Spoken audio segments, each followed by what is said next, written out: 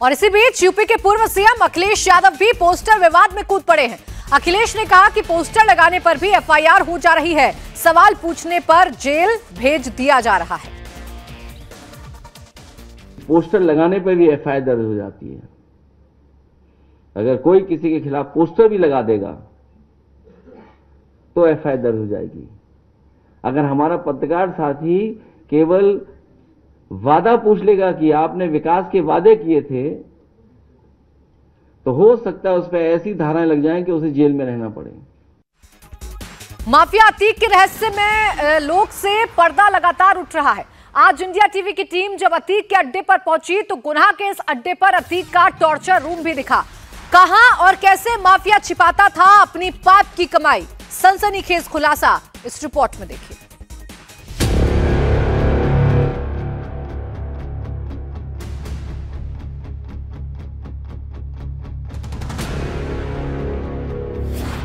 Prayagraj shootout का suspense से पर्दा हटने लगा है।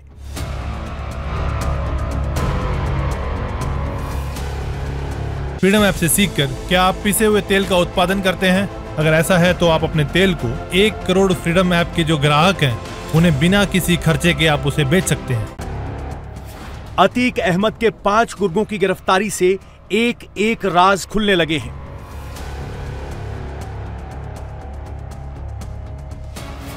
अतीक अहमद के पुराने दफ्तर को खोदकर पुलिस ने लाखों रुपए और हथियारों के जखीरे को बरामद किया है।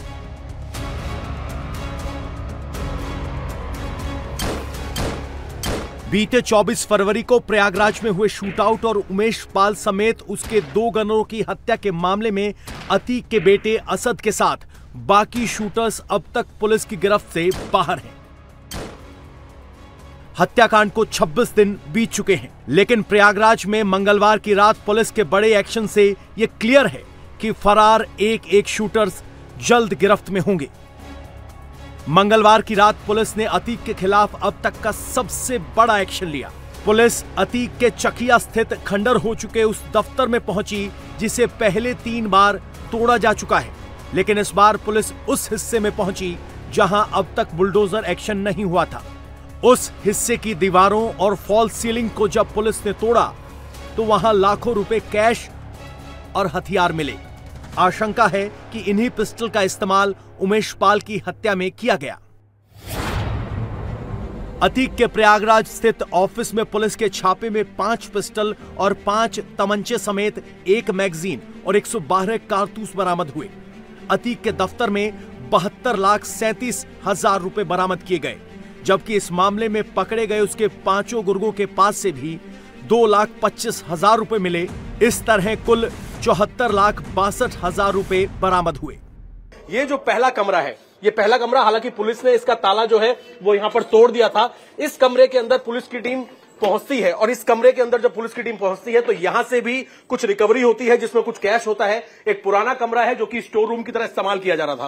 अब आप सोचिए कि ये पूरी बिल्डिंग जो है प्रशासन ने कई बार तोड़ दी है, लेकिन बिल्डिंग का जो पिछला हिस्सा है यहां पर कुछ कमरों का इस्तेमाल स्टोर रूम की तरह और कैश और जो हथियार होते थे उन्हें छिपाने के लिए इन कमरों का इस्तेमाल किया जाता था। बाहर से लगता था कि ये पूरी की पूरी बिल्डिंग जो है इसे तोड़ दिया गया है, इसका इस्तेमाल नहीं किया जा सकता, लेकिन पीछे जो इसके कमरे हैं उनका इस्तेमाल किया जा रहा था। पीछे एक और यहां पर कमरा है, आप देखिए आगे की तरफ की बिल्डिंग तो टूटी हुई है, लेकिन इसी चीज का जो फायदा है वो अतीक अहमद और उसके गुर्गे उठा रहे थे। पहला कमरा हमने आपको दिखाया जहां से पुलिस ने रिकवरी की, उसके बाद पुलिस की टीम अंदर पहुंचती है और अंदर पहुंचने के बाद पीछे की तरफ का हिस्सा बिल्कुल ठीक है, पीछे कुछ भी टूटा हुआ नहीं है। यहां पर एक ये बड़ा कमरा है। इस बड़े कमरे के अंदर जब पहुंचती है प्रयागराज पुलिस की टीम तो ऊपर ये जो फॉल सीलिंग है इसे भी तोड़ा जाता है, क्योंकि उनके पास फावड़े और तोड़ने का जो तमाम सामान है वो यहां पर होता है। यहां पर पहुंचती है और यहां पर पहुंचने के साथ ही इन तमाम जो सोफे हैं इन्हें खंगाला जाता है, इन्हें खोला जाता है, यहां पर जितने गद्दे थे उन्हें हटाया जाता है और पीछे की तरफ अगर मैं आपको यहां पर दिखाने की कोशिश मैं आपको करूं तो इस एक एक चीज को इस कमरे की पूरी तरीके से पुलिस की टीम जो है वो यहां पर खंगालती है और उसके बाद अंदर की तरफ एक और यहां पर हॉल बना हुआ है। आप देखिए पूरा दफ्तर यहां पर बनाया हुआ था। दफ्तर में एक यहां पर अलमारी रखी हुई है, अलमारी के साथ सोफे यहां पर रखे हुए हैं और इस कमरे के अंदर से भी पुलिस की टीम ने जो है काफी बरामदगी की है। पुलिस को यह बड़ी सफलता अतीक के 5 गुर्गों की गिरफ्तारी के बाद मिली है। नियाज अहमद, मोहम्मद सजर, कैश अहमद, राकेश कुमार उर्फ लाला और अरशद कटरा उर्फ अरशद खान को प्रयागराज पुलिस ने पहले ही गिरफ्तार कर लिया था। इसके बाद कैश अहमद और राकेश कुमार उर्फ लाला की निशानदेही पर अतीक अहमद के चकिया स्थित दफ्तर में छापेमारी की गई। जिन 2 अभियुक्तों की निशानदेही पे ये कैश और असलाह बरामद हुआ है, इनमें से एक है कैश अहमद। कैश अहमद लगभग 16 साल से अभियुक्त अतीक अहमद और उसके परिवार में ड्राइवर का कार्य कर रहा है। घटना के बाद में असला और कैश अतीक, अशरफ, शाइस्ता, असद आदि के निर्देश पे छुपाने का कार्य जो था इसको साथ में सौंपा गया था अभियुक्त के। आज इसकी ही निशानदेही पे कैश इसकी और कैश अहमद की निशानदेही पर ही असलहा और कैश बरामद हुआ है। प्रयागराज पुलिस के सामने सबसे बड़ा सवाल यह है कि क्या जो हथियार बरामद हुए हैं उसका इस्तेमाल प्रयागराज शूटआउट में किया गया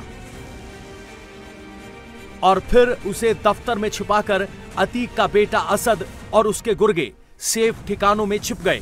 आशंका यह भी है कि अतीक के दफ्तर से बरामद हुए पैसे वारदात के बाद शूटरों और अन्य लोगों में बांटे जाने थे। अतीक के 5 गुर्गों की गिरफ्तारी के बाद पुलिस का एक्शन और तेज हो गया है। ये 5 गुर्गे अतीक के बड़े राजदार हैं। उमेश पाल मर्डर और अतीक के काले साम्राज्य में इन गुर्गों का क्या रोल था? इंडिया टीवी पर आज एक खुलासा होगा। धूमनगंज का रहने वाला नियाज की बात असद ने इंटरनेट कॉल पर अतीक और अशरफ से कराई थी। उमेश पाल शूटआउट में नियाज अहमद की भूमिका रेकी करने की थी। कचहरी से उमेश पाल के घर जाने तक नियाज ने रेकी की थी। नियाज अहमद जो है ये अतीक अहमद के बेटे असद का बेहद करीबी बताया जाता है और पूछताछ में इस बात का खुलासा हुआ है कि असद ने नियाज अहमद की फोन और इंटरनेट के जरिए अतीक अहमद और अशरफ से बातचीत करवाई थी। साथ ही इसे ये जिम्मा सौंपा गया था कि जब भी उमेश पाल कचहरी से अपने घर की तरफ निकले ये उसकी लोकेशन को ट्रेस करे और पल पल की लोकेशन की जानकारी अतीक और असद के साथ शेयर करे। साथ ही इससे पूछताछ में यह भी खुलासा हुआ है कि नियाज अहमद असद के साथ उन बैठकों में शामिल हुआ करता था जहां पर उमेश पाल की हत्या किस तरीके से करनी है, कब करनी है, इस पूरी प्लानिंग में नियाज अहमद असद के साथ बैठा करता था। मोहम्मद सजर, जयंतीपुर सुलेम सराय का रहने वाला मोहम्मद सजर उमेश पाल के घर के पास रहता था। असद ने अपने घर बुलाकर सजर को एक आईफोन दिया था। आईफोन में कई नंबर पहले से ही फीड थे। सजर उमेश पाल की लोकेशन अतीक और अशरफ को देता रहता था। दूसरा आरोपी है मोहम्मद सजर। मोहम्मद सजर असद का बेहद करीबी है। साथ ही जो मोहम्मद सजर है ये उमेश पाल के इलाके में ही रहता था, उस पर पैनी नजर रखता था। पूछताछ में खुलासा हुआ है कि असद ने एक आईफोन मोहम्मद सजर को बुलाकर उसे दिया था और यह जिम्मेदारी दी थी कि उमेश पाल जहां जहां जा रहा है उसकी लाइव लोकेशन वो शेयर करे और ये लोकेशन न केवल असद बल्कि अशरफ और अतीक तक भी पहुंचती थी। अशरद कटरा उर्फ अरशद खान, अतीक के जिन 5 गुर्गों को पुलिस ने गिरफ्तार किया है उसमें अरशद कटरा उर्फ अरशद खान भी है। उमेश पाल शूटआउट की साजिश में अरशद शामिल था। अरशद अतीक के घर में होने वाली बैठकों में मौजूद रहता था। अशरद कटरा के ऊपर आरोप है कि असद जब इस पूरे हत्याकांड की प्लानिंग कर रहा था तो ये भी असद के साथ उन बैठकों में शामिल हुआ करता था जहां पर उमेश पाल की हत्या की साजिश रची जाती थी। इसके पास से ऐसे कई मोबाइल फोन मिले हैं जिनसे ये साफ पता लगता है कि उमेश पाल की हत्या के लिए किस तरीके से कई बैठकें की गई थीं, जिसमें पूरी प्लानिंग रची गई थी और ये प्लान किया गया था कि उमेश को कितने बजे कहां पर ठिकाने लगाना है। कैश अहमद 16 साल से अधिक समय से अतीक के परिवार का ड्राइवर था।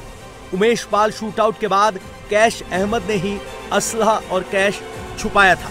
अतीक, अशरफ, शाइस्ता और असद के हुक्म पर कैश अहमद वारदात से जुड़े काम करता था। और कैश अहमद अतीक अहमद और असद का 16 साल से बेहद वफादार है। ये अतीक और अतीक के परिवार में ड्राइवर की नौकरी कर रहा था और जैसे ही उमेश पाल की गोली मारकर हत्या की गई, उसके बाद सभी असलों को और कैश को छिपाने का काम कैश अहमद ने अपने एक साथी के साथ मिलकर किया था। और कैश अहमद, जो कि अतीक का एक पुराना वफादार ड्राइवर है, उसी की निशानदेही पर ये जो अतीक का दफ्तर है, इसी दफ्तर के अंदर के एक कमरे से करीब 80 लाख रुपए कैश और 5 पिस्टल और 5 देसी तमंचों को बरामद किया गया है। राकेश कुमार उर्फ लाला, 5वां आरोपी राकेश कुमार कौशाम्बी का रहने वाला है। राकेश उर्फ नाकेश कुमार उर्फ लाला 16 साल से अतीक के घर मुंशी का काम कर रहा था। असला और कैश छिपाने में राकेश की अहम भूमिका थी। राकेश कुमार भी अतीक अहमद और असद का बेहद वफादार था। ये करीब 19 साल से अतीक अहमद के घर में ड्राइवर के साथ उसके मुंशी का भी काम करता था। यानी कि अतीक अहमद के काले धंधों से जो भी कमाई होती थी, उन पैसों को ठिकाने ये ही लगाया करता था। और इसके ऊपर अतीक अहमद को इतना भरोसा था कि जैसे ही ये हत्याकांड हुआ, उसके बाद पैसों को छिपाने की जिम्मेदारी राकेश कुमार उर्फ लाला को दी गई, क्योंकि पिछले 19 साल से जो भी काली कमाई होती थी, उसका लेखा जोखा यही राकेश कुमार उर्फ लाला रखा करता था। अब इंडिया टीवी ऐसा खुलासा करने जा रहा है जिसे जानकर आप दंग रह जाएंगे। अतीक के जिस दफ्तर पर पुलिस ने रेड डाली, उस दफ्तर में अतीक ने एक टॉर्चर रूम भी बना रखा था। अतीक अहमद ने अपने इस दफ्तर के अंदर एक टॉर्चर रूम बनाया हुआ था। साल 2005 के आसपास बताया जाता है कि ये जो कमरा आप देख रहे हैं, इस कमरे का नाम दिया गया था टॉर्चर रूम। यानी कि अतीक अहमद के खिलाफ जो भी आवाज उठाता था, उसको इस कमरे के अंदर बंद किया जाता था और उसके साथ मार पिटाई की जाती थी। तमाम तरह की यातनाएं इस टॉर्चर रूम में अतीक अहमद और उसके गुर्गे अपने दुश्मनों को देते थे। यह भी कहा जाता है कि उमेश पाल को करीब साल 2005 में जब एक बार किडनैप किया गया था, उसको भी इसी टॉर्चर रूम में बंद करके अतीक अहमद और उसके लोगों ने उसे यहां पर टॉर्चर किया था, उसके साथ मारपीट की थी। ये जो कमरा है पूरे प्रयागराज के अंदर, इसके बारे में कहा जाता है कि हर कोई जो भी अतीक अहमद का दुश्मन होता था, उसको इस कमरे में लाया जाता था और फिर उसे टॉर्चर करने का काम शुरू कर दिया जाता था। 24 फरवरी को प्रयागराज में हुए शूटआउट में उमेश पाल समेत 2 गनर की हत्या हुई थी। अतीक के बेटे असद के साथ साथ बाकी शूटर्स अब भी पुलिस की गिरफ्त से बाहर हैं। पुलिस का एक्शन तेज है। इस बीच माफिया अतीक अहमद के भाई अशरफ की पेशी वीडियो कॉन्फ्रेंसिंग से कराए जाने की मांग के मामले में इलाहाबाद हाई कोर्ट ने सीधे फ्रीडम ऐप से सीखकर क्या आप पिसे हुए तेल का उत्पादन करते हैं? अगर ऐसा है तो आप अपने तेल को 1 करोड़ फ्रीडम ऐप के जो ग्राहक हैं, उन्हें बिना किसी खर्चे के आप उसे बेच सकते हैं। दखल देने से इनकार कर दिया है। उमेश पाल मर्डर केस में अशरफ से पूछताछ की जानी है।